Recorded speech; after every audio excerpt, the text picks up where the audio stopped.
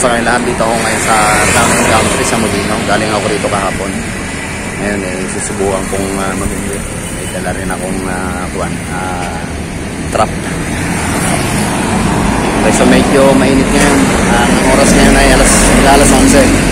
So papasukin ko itong pupunta tayo sa may Molino Dam. Titingnan natin ang sitwasyon doon ngayon. Okay, so samahan niyo ako. Dito ako ngayon sa Molino Dam. Napakabait ng guard dito. Ito si Sir. Morning Sir. Papaalam lang ako at ako'y subukan kong mamingwit at saka mag-trap. Pwede mo malaman ang pangalan niyo, kuya? Christopher Dungo, sir. Okay, so napakabait ni Sir Christopher Dungo. Siyang guard na nakausap po kahapon. Oras, sir. Kaya ba yan? Pagpulong, sir. Sige sir, di na kita istorbohin. Okay, so hindi ko na inistorbo si Sir Christopher. Napakabait ng ating ng gwardiya dito. So ito yung daanan papuntang Molino Dam.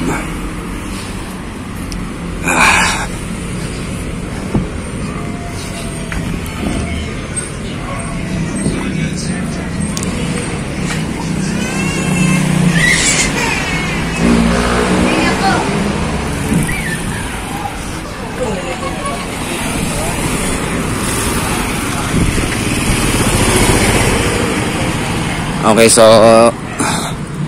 mula dun sa may gate, siguro mga 200 meters ang lalakarin. Then, hindi lang, mga siguro 300 meters. Pagpalagay na 400 meters mula sa may gate, kakanan na tayo. Ito, so nilalakad ko lang talaga ito ngayon para makita talaga yung distansya.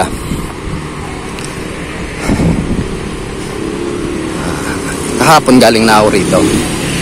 Nag-survey na ako ng lugar. Doon sa may mga lumiligo na yun, liligo tayo doon. Kakanan.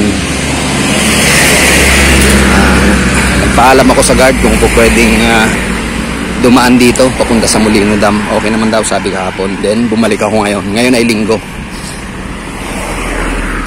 Naka full battle gear ako na ngayon konti. I mean, may dala akong bingwit. May dala akong pang trap. Pamain. At tibay ng sikmura. Wala kasi akong baon. Bahala na. Titignan ko mamaya kung anong kumakahuli. First time kong mamimingwit. Marami na kasi akong mga gadget. Mga pana.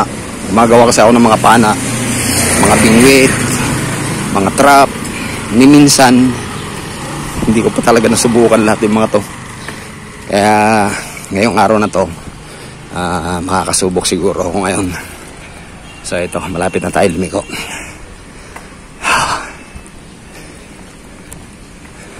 Sinadya akong hindi na magmotor kasi mahirap magparada.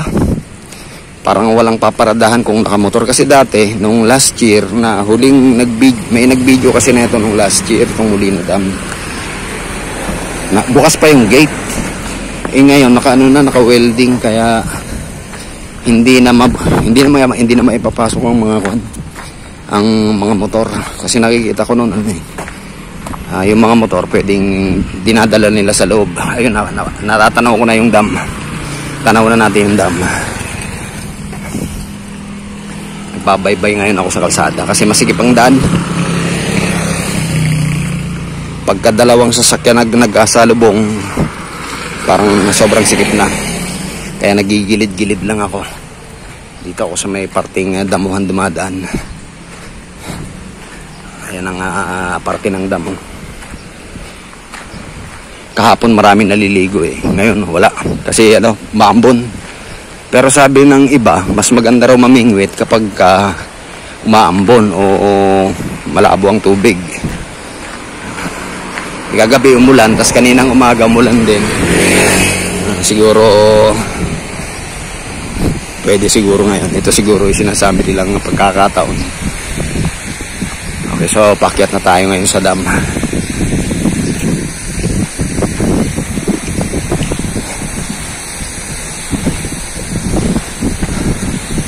Hindi ko na ikakat ito. Dire-diretso hanggang sa makakyat tayo ng dam para malaman kung ilang minutes ang nilalakad mula doon sa may gate hanggang doon sa may pinaka entrance ng dam. Ang ganda rin, no?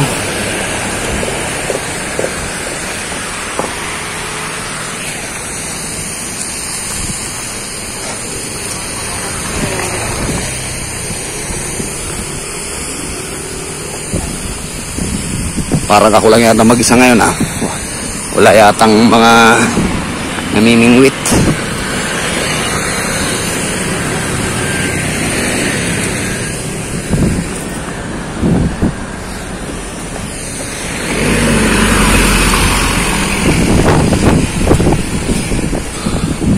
Dito tayo sa tabi dadaan. Ito, hirap pa.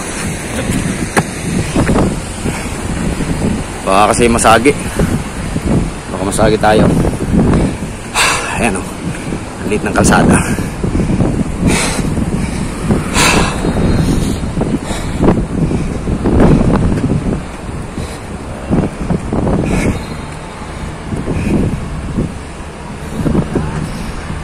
May isa akong nakikita na mimingwit. Yun, dalawa pala. Bah, marami sila nakailera. Ayun ang mga nakailera sila.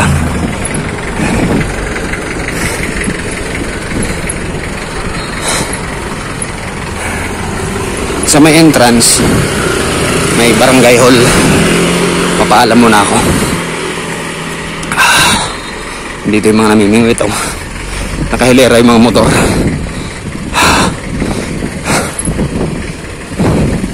Pwede rin pala, eh.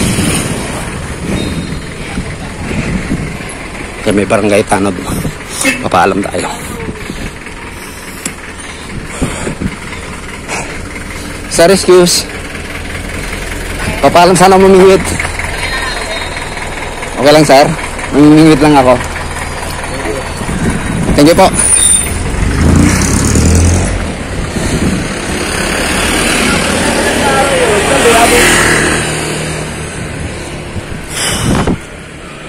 Okay, so nakapagpaalam na tayo sa guard.